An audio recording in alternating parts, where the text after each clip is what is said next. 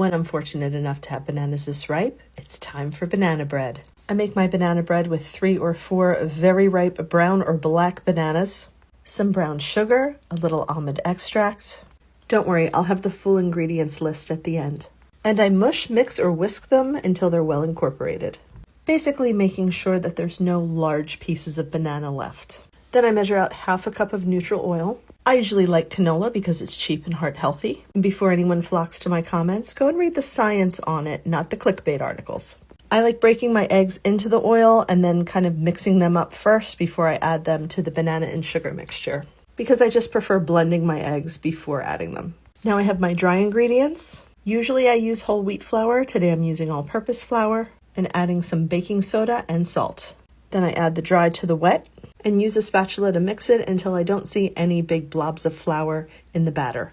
If there's any lumps, that's okay. They'll be taken care of during the baking process. You just don't want to overmix because then you can end up with a tough cake. That looks good.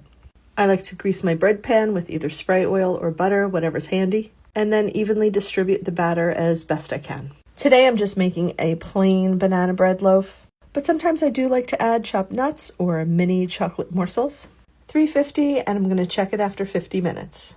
And my house smells amazing! Since I'm in a bit of a hurry, I'm just going to use a toothpick to test it, and it comes out clean, so we're good.